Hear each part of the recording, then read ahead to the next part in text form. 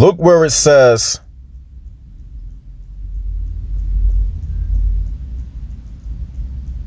and when you design from clay, like the form of a bird with my permission, then you breathe into it and it became a bird with my permission, and you healed the blind and the leper with my permission. Now, as you see, Muhammad contradicted himself in a hadith that he spoke.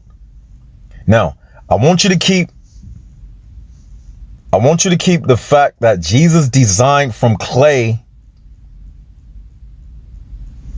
a bird. You see? And when you design from clay, what was like the form of a bird? You see? Now, it's going to take some time to break this down, but by the end of this video, you will see where Muhammad messed up big time. Now, let's bring up that hadith that we mentioned.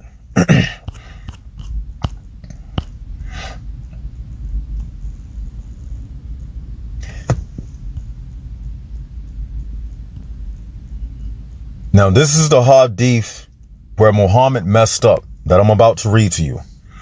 It was narrated that Ibn Abbas said, the Messenger of Allah said, whoever makes an image will be punished until he is commanded to breathe a soul into it, and he will not be able to do so. Now, do you see the contradiction already? Do you see the contradiction already?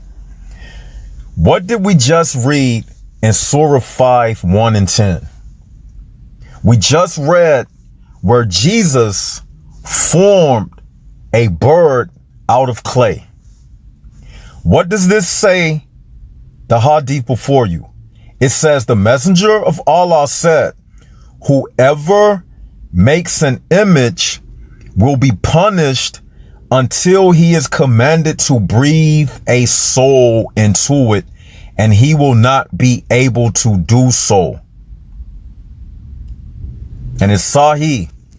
And the Muslims can't deny this, because not only is it Sahih, it's from Ibn Abbas, the cousin of Muhammad. So they have to go with everything that Ibn Abbas says. So, as you see, Muhammad contradicted himself once again, like he always does, because Jesus was not punished for forming the bird out of clay.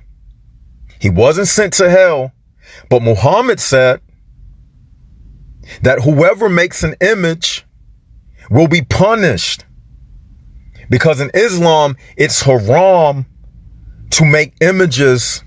This little fool has no idea what he's talking about, because what was made halal and haram at the time of Prophet Muhammad ﷺ does not literally mean that it was made halal or haram before him, at the time of Jesus, or at the time of Solomon, or at the time of David, or at the time of Moses, right? For example, the Jews used to follow the Sabbath. The Sabbath in the Quran, according to the Quran, they were not allowed to fish on Saturday. They were not allowed to work on Saturday. And there are Jews that still follow this teaching. So when these Jews that still follow this teaching, that they don't work on Saturday or the Sabbath day, when they become Muslim, it is halal for them to work on Saturdays, right? And to do like all the Muslims do. And what has become haram for them to eat, I think some Jews don't eat fish. When they enter Islam, they're allowed to eat fish anytime they want, even on Saturdays. They're allowed to fish always, right?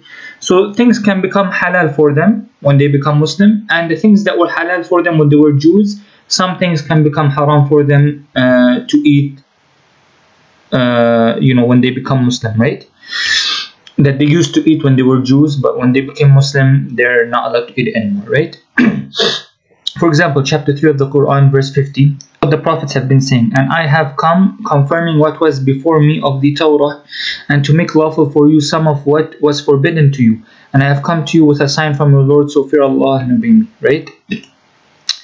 If we go to chapter 34 of the Quran, verse 13, it says, they made for him, meaning for Solomon, the jinn made for him, what he willed of elevated chambers, statues, right?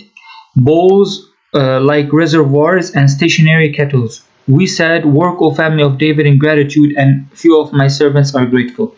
So the jinn made for him tamathil, statues, right? Now at the time of Prophet Muhammad, it's forbidden to make statues, but at the time of Solomon, it was not forbidden, right? So it was halal. And the statues, of course, they were made not for worship at the time of Solomon. They were just made as a decoration. So similarly, at the time of Prophet Muhammad, is forbidden to make it even as decoration or as worship, right? So he clearly exposed this guy. He doesn't know what he's talking about. And let's not forget that at the time of Adam, the angels had to bow down for him as a respect. And at the time of Joseph, his family bowed down to him, right? As respect. Not as worship, of course, as respect. But are we allowed to bow down to our prophets or messengers or kings or this or that? No. It's been forbidden. At the time of Prophet Muhammad, it has been forbidden prostrating to someone as respect and as worship. Both are forbidden. So it's clear that at the time of Jesus, there were things that were allowed that were not allowed at the time of Prophet Muhammad. And let's not forget that even at the time of Prophet Adam, when he had children, 2 girls and 2 boys, these boys were allowed to marry each other. The brothers and sisters were allowed to get married. But when Islam came, marrying sister is haram. A sister marrying her brother is haram, and a brother marrying his sister is haram as well.